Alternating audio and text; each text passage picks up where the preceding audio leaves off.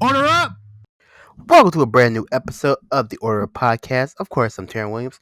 Thank you so much for checking out this episode. So, on this one, I am going to be talking about Wonder Woman 1984. So, before we begin, spoiler alert for certain plot points and things like that. I'm going to be talking about. It's not going to be like a complete movie review where I'm not going to go through every little bit of the movie, but I do want to hit on some things. And a spoiler alert is definitely required. I will be talking about just some pieces and things like that. So the movie's been really getting mixed reviews.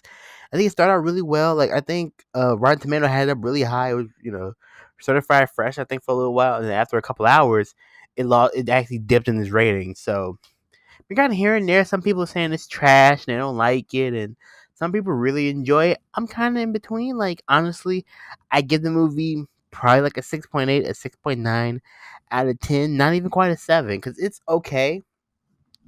And there are some issues that the movie kind of struggles with. I'm gonna go through some of these issues, but yeah, I give it like not quite a 7. Like it's like a 6.8, 6.9 for me. It's not a bad movie. You can watch it and enjoy it, but But the pacing's pretty slow. It feels kind of disjointed because if you really think about it, Wonder Woman 1984 is the fourth DCEU appearance of Diana Price, Wonder Woman, in the DCEU film because she popped up in Batman vs Superman very briefly. She was in, of course, Justice League. She was in her movie, and we have 1984. So she's been in 4 appearances.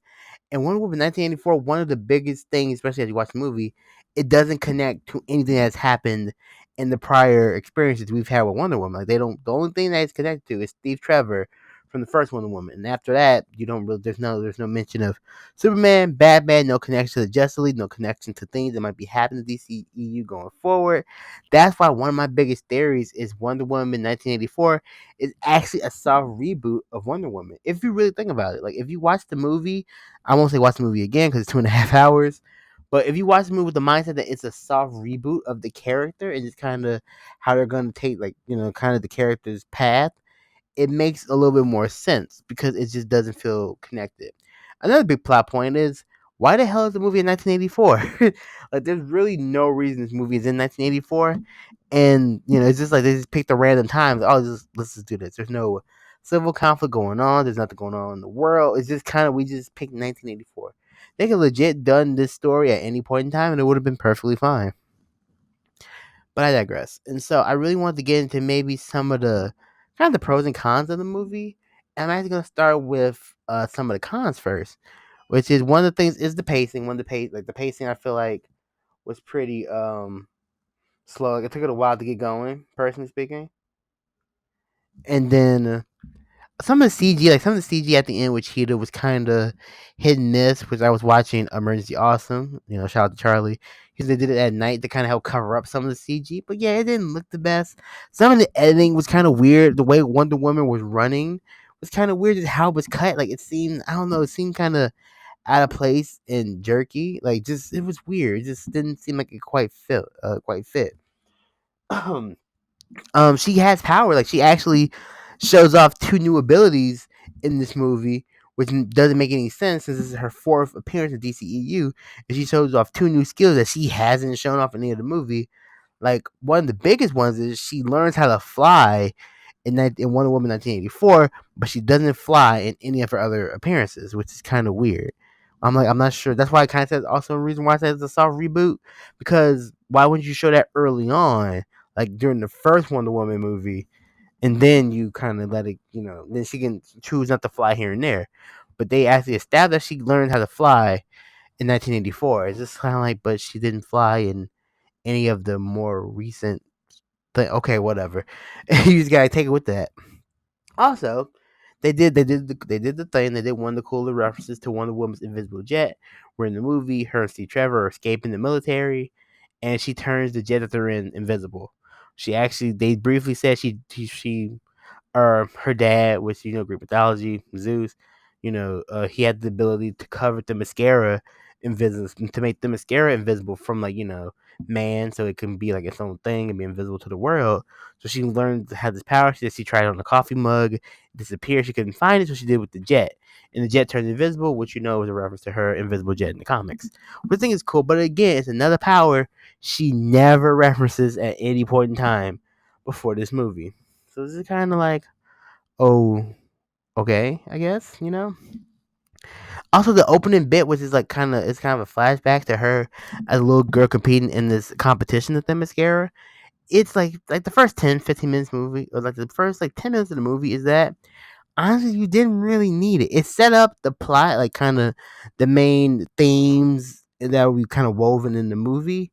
But other than that, it really served no purpose. Because what they could have done is to the first 10 minutes and connected the movie to what has happened to Wonder Woman, or what we've seen from Wonder Woman so far. What happened in her first movie, what happened in Justice League, what happened in Batman and Superman, maybe connect her to like, what's maybe going forward, to Dark Side, or someone else coming back, or like what happened with Steppenwolf at the end of Justice League, or anything. They could have connected the movie to all the stuff that has happened, but they decided to go back into her past and just kind of this character building piece to Diana, which is why I really feel like Wonder Woman 1984 is more of a soft reboot from Wonder Woman than it is a sequel. It's supposed to be a sequel, quote unquote, but honestly, it feels more like a soft, reboot to the character, just to kind of take her on a different trajectory, especially with all stuff going on with DC, where you have Ben Affleck no longer being Batman, Henry Cavill may or may not be Superman, directors are changing, Flashpoint is supposedly still going to happen,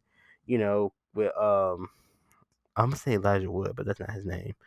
Uh, but the guy that plays the Flash, like on the stuff that happened with him, just like all this stuff is happening, so that's why I feel like this kind of gives Wonder Woman a slightly different direction. She doesn't have to stay with on that path of what was set up in the first Wonder Woman movie, Batman vs Superman, and Justice League. She can kind of do her own thing. Very similar to how like the Aquaman movie is very self-contained. Wonder Woman 1984 is very self-contained, which is okay, which is fine, but it's kind of a negative. We wanted this to be a sequel. Maybe it'll explain like what's going to be happening next in DCEU, and they don't really do that. Which I think is one of the reasons why a lot of people were upset with it. Another negative, I think they should have marketed the movie differently, because you see Wonder Woman, you see some of the pieces, because there's some action set pieces, but they're not the greatest. But they promoted the movie like it was going to be kind of the first one, more action oriented. So you're like, cool. It's way more slow paced. It's more of a Wonder Woman Joker movie, kind of like how the Joker was like more of a character piece, more of learning about his psyche, what he goes through on a day to day basis, and him going through just struggling, trying to get through the world, and him slowly breaking down. And then the Joker, he doesn't actually do anything criminally involved until the very end of the movie. You know what I'm saying? And so that's how I feel like with Wonder Woman, where there's not a lot of action. It was way more character driven, way more emotional, way more kind of how she feels is going on with her. Same thing with like Maxwell Lord, same thing with Barbara Minerva. Just kind of more of their characters, like who they are as people, what they value, what they kind of go through. And as the movie progresses, you get to see those things kind of implode a little bit with Diana being lonely because she missed Steve Trevor, and Barbara Minerva, she just wants to be loved, she wants to be seen, she wants to be special, want to be looked over. And Maxwell Lord, he wants all his wildest dreams to come true. He wants to be successful. He wants all these things that he just wants the kind of the American dream. He wants all his wildest dreams to come true, and that's kind of plot of the movie. But they never explained the movie like that. We all kind of went to Wonder Woman thinking, oh, it's gonna be an action movie. It's gonna be this. It's gonna be that. It's gonna be fast paced and hard hitting and blah blah blah blah blah blah blah blah blah. But it's not. It's very slower paced. It's more character driven and more plot, kind of more emotionally driven to the characters, which I think they should have maybe explained that a little bit when the movie was being like coming out, like when they're doing trailers and stuff. They should have explained that, hey, we're taking one of them to a slightly different direction. There's gonna be more of a character, kind of a character emotion movie, kind of like the Joker, but not R rated and not dark, and just more through her light to kind of build her up. And that's why I think it's a solid reboot as well. So there's some negative. There's probably some other stuff I could think of, but I'm not gonna nitpick it too hard. But yeah, but definitely some of the editing, definitely kind of how the plot flows and things like that. But one of the things, but some of the getting to some of the pros, some of the stuff I did like about the movie. I did love the color. Like I did love the pop there with the color because it's in the '80s. Ooh, the '80s. Oh, another one of the cons is they didn't talk about the '80s enough. Like they're in the '80s. Clearly it's called 1984. So you thought there was gonna be more '80s inspired things and more tropes, but it's not really a whole lot. They kind of do it when her and Steve kind of walk around and she's kind of telling him about, oh, that's breakdancing. Oh, this is that. This is art. that's the kind of about it. And some other like little pieces, like how the TVs are made, and just kind of how some of the offices look and the cars they're driving. But other than that, it doesn't really feel like the '80s in any way. So yeah, that's another one of the cons. But for the pros, I did like the theme of the movie. Like a lot of people say, I didn't get it. I don't understand. I'm like, well, the movie is about be careful what you wish for. Don't take shortcuts to get to what you want. You kind of gotta take the long way to really understand the journey. Things like that. And that's really what the first piece, that first 10 minutes of Wonder Woman being the Themyscira really is explaining. It's more kind of that, because she go through the event, she's doing really well. She actually falls off her horse, and so what she tries to do is she tries to take a shortcut to get to the end and win, and then she gets pulled out because she cheated. And then the queen tells her, like, Diana, you can't do that. You got to do things the right way, because that's how you be valued as a hero and things like that. And that theme carries on through the rest of the movie, where it's all about not taking shortcuts, and be careful what you wish for, and being make sure you're prepared for what you wish for. Sometimes like not getting what you want right away prepares you for when you ask for the day where you actually get what you want. And that's kind of the theme for the movie. And I think all three of the main characters all touch on their stories very well.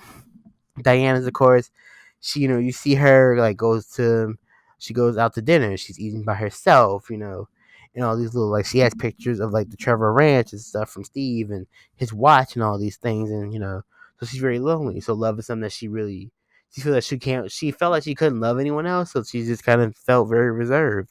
Just kind of does her thing and go home. Barbara Minerva, who becomes Cheetah at the end of the movie, she's, kind of quirky, odd, kind of nerdy, but no one talks to her.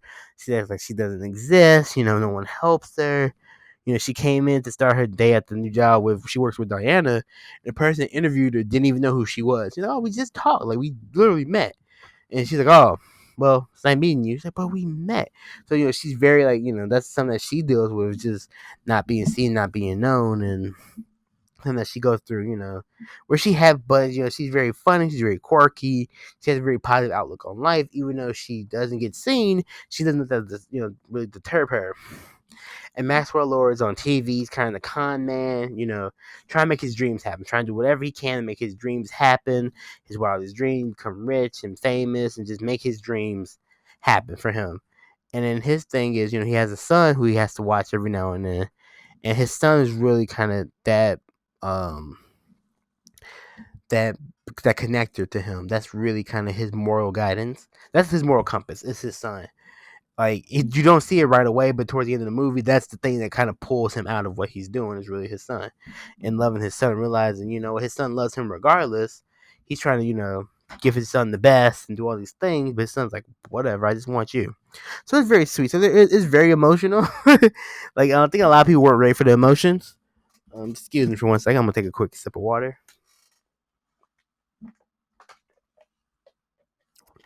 But yeah, I think a lot of people weren't ready for like the emotion and the touching moments of the movie, because that's kind of where the movie thrives, and it really does weave those things together. Where you get introduced to the Dreamstone, and it's like, oh, you make a wish and it comes true. So Diana wishes for Steve Trevor to come back, and then Barbara wishes to be strong and confident and be just like and sexy like Diana, and then Maxwell Lord becomes the Dreamstone himself. But you wish for the thing, they all get what they wish for. But of course, there's all these negative, because it's like the monkey's paw, where you get what you wish for, but you gotta have balance. So something negative has to happen. Diana wished for Steve. Steve comes back, and how Steve comes back is also kind of a con, because instead of him actually coming back per se, he kind of sort of possesses some random person in the city, and then he is so. We see Steve Trevor. Diana sees Steve Trevor, but really everyone else in the world sees the regular guy, and that's Steve Trevor, which is kind of weird. Which that was kind of like possession, was kind of a cop out. Like you could just, I guess, reincarnating him and shit like that. I don't know. I don't, because no one. Yeah, I mean, because you could, because he was physically there, because he was in, because there was a person next to her, so they could. I don't. That one was kind of weird too. I agree with some people that were complaining about that. That was kind of weird the way that they did it. But again, he's that connection to Wonder Woman's, her love. That's her one and only love. She won't love anybody back. That's who she wanted back. But the negative side of that is him being there, that took away her powers. So she started slowly losing her her super speed and all the stuff throughout the movie. Barbara Minerva, she, of course, wants to be like Diana, wants to be light, wants to be attractive, wants to be, center of attention, confident, strong. So she gets that. So she starts getting that, but she starts losing her humanity. She starts losing that warmth and that cheer and that, her laugh and like what really made her her. So that's what she started losing was her humanity. And Diana kind of calls her on that a little bit later on in the movie. She's like, whatever, I'm not giving this up. Of course, Maxwell Lord becomes the Dreamstone, so he can grant people his dreams. But then, of course, it costs him his health. So, he cost him his health, almost cost him his son, but really it cost him his health over time. And so, yeah, the movies is them dealing with kind of what they wish for. Now that they have it, they all took shortcuts to get the things that they wanted the most. But then they lose something equally important, and they go through the movie figuring that out. Like Diana's like, no, because there's only a couple ways. Either you have to renounce. So in order to defeat Maxwell Lord after he became the Dreamstone, you either have to renounce your wish, so he loses his power, or you have to kill him. Those are the two things. And Steve tells Diana like, "Hey yo, you gotta let me go." Diana's like, "No, I'm not doing that. We'll figure out another way because I'm not doing that." She's very holding on to this love because that's the love of her life. She doesn't want to let that go. Very similar to Barbara Minerva, she gets stronger and stuff, but she's becoming less human. She's like, I don't care about that. I was, no one looked at me, no one cared about me. Now I have this power. Now I have this confidence. I'm not giving that up. And then same thing with Maxwell Lord. He started getting what he wanted. He started getting his business. Of course, he wished for his business to do well, and he started to tell the people to wish. Cause I guess he got that's not. They didn't really explain how the Dream Star worked for Maxwell Lord. So I was kind of confused. Where if the more people wish, does he get more powerful? Like, does he get? Because you get one wish, and he could give you extra wishes if you also please. But you get one wish. But like, does he get more powerful because of the wishes? Like, does he like? I didn't. That's the part 150. I didn't quite understand. Like, does he like? If you make a wish, does he get stronger because of that wish? Or like what? I mean, that's the one part I didn't quite understand. I need to watch a video about Maxwell Lord to learn more about the character and see maybe if that makes sense or not. But that's always really confusing. I'm 100% sure what the wish like. If I wish for a new car, how would that make him better? Like, what was that? Like, it seemed like it was hurting. It seemed like it was hurting him. Then actually, but I think what would happen is you will wish for something, and then he'd be like, "Cool, I'm gonna take your family." Cause that's something what he did with the president. With the president, like he asked him what he wanted. The president, like, I want more nukes. I want nukes to like nuke the Russians and blah blah blah. He was like, "Oh yes, great. I'll make that happen for you, but I'm gonna need your security staff, your clearance." It was weird because I think that's what he. I guess after you make a wish, he could take something from you. I think that might have been what the catch is for, but they didn't. Of course, they didn't really explain that. So yeah, so now they all made their wishes. The world starts going into chaos. You know, they fight like it's kind of hearing like it was kind of how it kind of jumped and stuff. The moment with the invisible jet was kind of cool, and then her learning how to fly towards the end of the movie was actually pretty cool. Which I think her learning how to fly was probably one of the best parts of the movie, because of course like the world's getting into chaos and the world's starting to go crazy with these wishes and the chaos is ensuing and then Diana and Steve talk. He's like, you gotta let me go. And so she kind of they're on this pillar because she's weak. She kind of leaves them, they kiss goodbye, she walks away and she says like, I renounce my wish, which assuming he goes back to being dead Steve and the other guy gets his body back. And then she runs away and she jumps in the air and grabs her lasso. And then she remembers Steve telling her like flight's really easy, it's just really like it's about riding the wind and things like that. Since he was a pilot, and she takes that advice and she starts flying, which is really cool. It's actually a very cool moment. A lot of people say it's very similar to like the Christopher Reeves like his Superman movies, which I can see that just how they shot it in the cinematography for it. But yeah, so you do that. Maxwell Lord finds out that the U.S. has this satellite program that can beam you know, whatever you want to every satellite in the country or around the world is kind of nuts. So use that with Dreamstone powers, makes everyone makes wishes, which again I don't understand how that makes him stronger. Cheetah Barbara gets an extra wish from Maxwell Lord after they fight in the White House a little bit before they get to the island. Diana learns how to fly. They actually fight in the White House, and after that they get on the helicopter, and Maxwell tells Barbara, I can give you one more wish. I'm feeling generous. She's like, I want to be strong. I want to be, an apex predator. Blah blah blah. He's like, okay, I can do that. And for some reason, she turns into a cat. Like they didn't really say. She didn't say like I want to be like as fast as a cheetah or look like a cheetah. She just said apex predator, and then she becomes a cat. That one was that was kind of weird too. Then Wonder Woman and Cheetah fight, which was pretty good. It should have been a longer fight. It wasn't that long. So hopefully they do Cheetah again, maybe. But it was a quick. It was only maybe a 8-10 minute fight, maybe if that. So beats Cheetah, goes up to find Maxwell Lord, try to stop him. She can't get through like his. Again, I'm not 100% sure how those powers work because he had like, this swirl of energy around him, but I wasn't 100% sure what that meant because he was doing dreams and not energy. That was a little weird, so she couldn't break through. But she ended up doing kind of the same trick she did to Aquaman and Justice League, where she got the lasso troop around Maxwell Lord's ankle. Activates it. She starts talking, and he's like, "Oh, I'm not gonna do that." She's like, "I'm not talking to you." So she used him as a beacon, the lasso troop, and she started talking to everyone around the world with screens and telling them, showing them the truth, showing them what was happening, getting them to rescind their wishes. Maxwell Lord sees vision of his son. Like there's missiles going off in the world, about to be bombarded with missiles from both sides. He rescinds his wish to go get his son. The rest of the world rescinds their wishes to kind of bring order to the world. It ends kind of abruptly, because it wasn't really a boss fight. It was more of a boss conversation. And you kind of go through it. The movie kind of ends after that. She meets the guy that Steve Trevor was possessing like a few months, like a little time later. It's Christmas, and they talk, and she's like, "Oh, nice outfit, thanks." My friends were talking about me. With a reference to when Steve Trevor was trying on clothes. One of the outfits he tried on is the one that the guy's wearing at the end of the movie. Where Diana liked this, Steve was like, "Nah, I'm not feeling this," but the guy likes. So it was kind of cool. That's a nice little callback to that. So yeah, the movie's pretty like it's okay. Like if it's a self-contained movie, it's fine. But if DCEU, you understand where the other Wonder Woman like cameos and stuff. It's just lacking. It just doesn't connect to anything. Also, the mid credit scene is pretty cool because Linda Carter, OG Wonder Woman, she makes a special appearance, which is really cool, which I really like. She played. I forget if was her name is Arth, and it's not Artemis. It's like Anastas. I think it's like Anastas or something like that. Like who was like their warrior that had like the gold armor that Wonder Woman wears. She's actually playing that character.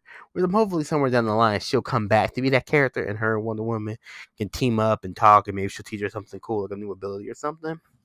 But yeah, Wonder Woman 1984 isn't a bad movie, but it's not necessarily a good movie. It's okay. It's very okay. It's a very okay movie. Especially look at like if you're just like watching it, if it's self-contained in the movie, it's fine. We try to connect it to everything. That's where it really loses. I think a lot of people, because again, like I said before, people thought it's gonna be like a direct sequel and connect. They're connecting the dots from like what happened before to where we're going, and it's just kind of like its own thing. It's like, well, whatever.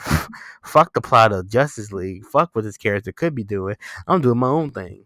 That's why I'm very, very curious, and I'm very certain that it feels more like it's a soft reboot to kind of give Wonder Woman a slightly different direction, and now she'll go down this path towards whatever they're trying to do with the character. So we'll see. Gal Gadot does a good job as Wonder Woman. I like Gal Gadot as Wonder Woman. I think she fits the character because a lot of people are like, "Oh, she's not a great actor." Y'all do know Wonder Woman isn't the most charismatic character in the world. Like she's very stiff. Like I feel like people don't seem to understand. Like they don't understand some of the damn, I can't think of the word now. The source material. Like Wonder Woman is not this very outgoing chipper. Like she's pretty reserved for the most part. Like she gets nicer over time, but at first she's very reserved. She kind of keeps to herself and says, "I'm gonna do my own thing." So I think Gal Gadot does a really good job with some of the emotional parts of Wonder Woman. But yeah, it's weird. People are like, oh, she's not a good. I'm like, y'all do know Wonder Woman is not really the best character to act. That wants like emotion and stuff. She keeps to herself. She's from a warrior class of women. That had their own planet, did their own thing, or had their own island and did their own thing. So, yeah, she's kind of reserved and she kind of keeps to herself. That's Wonder Woman. If you ever see her in any other form, she's not super talkative. She just kind of keeps to herself. And I think Gal Gadot does a good job of that. There was a scene also where they fought in Egypt, which is kind of weird. I mean, it just didn't look the best. Where, like, especially the part where she's running, and they kind of zoom in on her face, I think, or just how the camera was panning. It looked very CW Flash running. If you watch the Flash on CW, you know exactly what I mean when they kind of zooming in. We kind of see like the top of his chest and up, and he's running. When you see his arms, it looks very similar to that.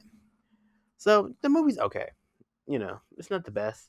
The first, like, I think it is a good, like, it does a good job of woven this theme of be careful what you wish for throughout the entire movie and kind of sticking to it.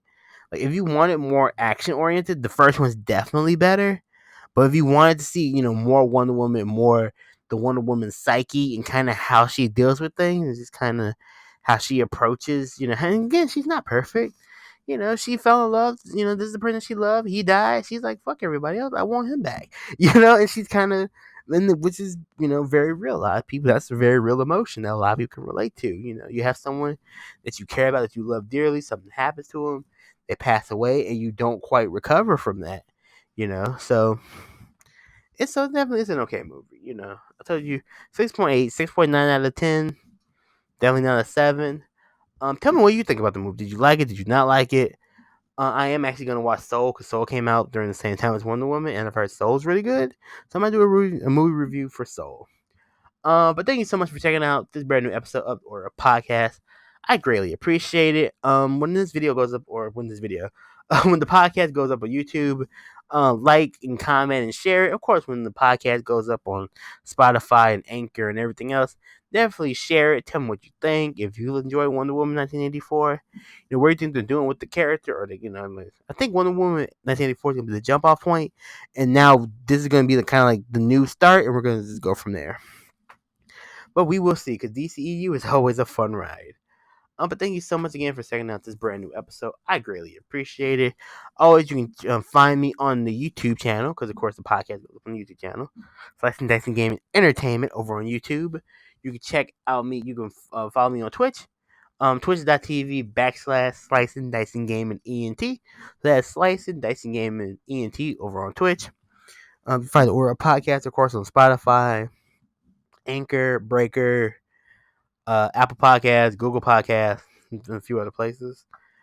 And always, you can find links to all these things on www.slicingdicinggaming.com. I have links for all the things I just mentioned. Plus, I have my food blog, my gaming blog, and also a link to my Teespring store with official digital chef merchandise.